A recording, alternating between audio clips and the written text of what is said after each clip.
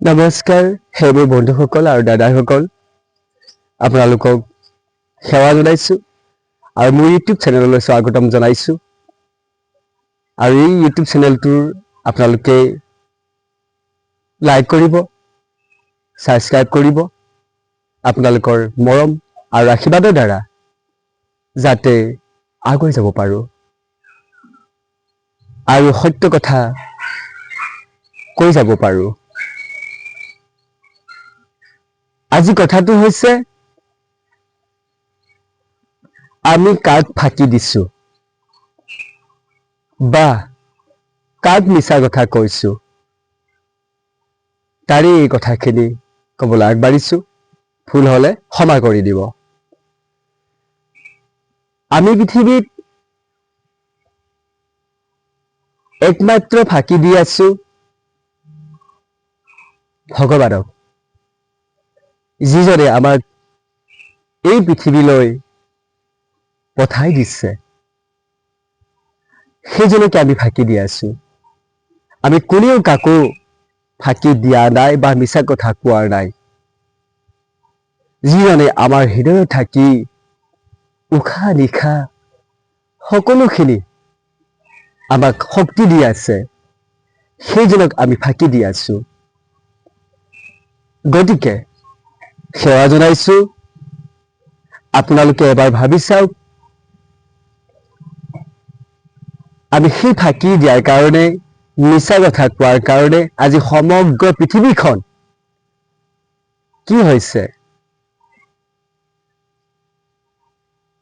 মাৰ পিট হিংসাই আগুৰি ধৰিছে। সেইকাৰণে আজি আপোনালোকক ক'বলৈ আগবাঢ়িছোঁ, আমি যদি মানুহ সঁচাকে আমি ভাবিব লাগিব। আমি গীতৰ মাধ্যমৰ দ্বাৰা আমি কি কৰোঁ?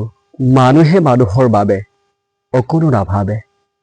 আমি সুন্দৰকে গীত গাইছোঁ বা সকলোৱে গাইছে, কিন্তু এই গীতৰ শব্দ অৰ্থখিনি একোজন মানুহে বুজি পোৱাটো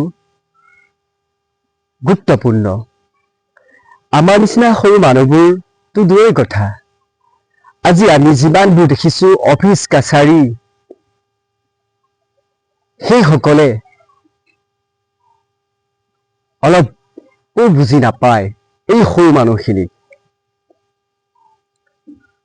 সেইকাৰণে আপোনালোকক এই ভিডিঅ' মাধ্যমৰ দ্বাৰা, মোৰ ইউটিউব চেনেলৰ দ্বাৰা ক'বলৈ আগবাঢ়িছোঁ, আপোনালোকে আমি কাকো ঠগিব বিচৰা নাই।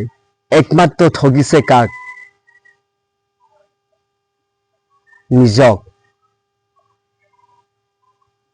আৰু আপোনালোকে ভগৱানক মিছা কথা কৈছে, আমাক মিছা কথা কোৱা নাই বা সৰু মানুহখিনিক কোৱা নাই। আপোনালোকে নিজেই নিজক ঠগন দি আছে আৰু ভগৱানক ফাঁকি দিছে, মিছা কথা কৈছে। আপুনি কাকো ঠগিব পৰা নাই। সেইটো আপোনাৰ নিমিত্তবাদহে। আপুনি বহুত ভাবিছে চাগে, মই এজনৰ পৰা ঠগিছোঁ, টকা লুটিছোঁ। এইটো ভুল ধাৰণা। আপুনি নিজৰ আত্মাক ঠগিছে, ভগৱানক মিছা কথা কৈছে। সেইকাৰণে আজি ভিডিঅ'টো বনালোঁ আৰু আশীৰ্বাদ বিচাৰিছোঁ। আপোনালোকে মনত দুখ নাপাব। আপোনালোকৰ হৃদয়ত ভগৱানে থাকি জানো সুমতি সুজ্ঞান দি আগুৱাই লৈ যায় এইবোৰ ক্ষেত্ৰত। আজি সেইকাৰণেই এই ভিডিঅ'টো বনালোঁ। আপুনি কাক ফাঁকি দিছে, কাক মিছা কথা কৈছে, যদি এইটো চিৰ সত্য, চিৰ নিশ্চিত, আপুনি কাকো ফাঁকি দিয়া নাই। আপুনি একমাত্ৰ ফাঁকি দি আছে এই হৃদয়ত বহি থকা জনক, পুণ্যৰূপী হৰি মহাপ্ৰভু অৰ্থাৎ কৃষ্ণগুৰু, অৰ্থাৎ যি আপুনি ভাবি আছে ভগৱান, সেইজনক। আৰু আপুনি নিজক ঠগি আছে। এই পৃথিৱীত কাকো ঠগা নাই, কাৰো পৰা লুটা নাই। গতিকে এইখিনিতে আপোনাক সেই ঠগা কথাখিনি বা ঠগন দিয়া কথাটো কওঁ, আপোনাৰ আয়ুসটো ক্ষতি হৈছে। আয়ুস, আপুনি যিমান দিন জীয়াই থাকিব লাগে সিমান দিন আপুনি জীয়াই নাথাকিব পাৰে। সেইটো হৈছে আপুনি নিজক নিজে ঠগন দিয়া বা নিজে ঠগি থকা। গতিকে সেৱা জনালো, মনত দুখ নাপাব। আৰু আপোনালোকে সৎ ভাৱৰ দ্বাৰা এই পৃথিৱীত সৰু সৰু মানুহবোৰক শান্তি দিবলৈ শিকক আৰু নিজেই শান্তি লওক। ধন্যবাদ থাকিল।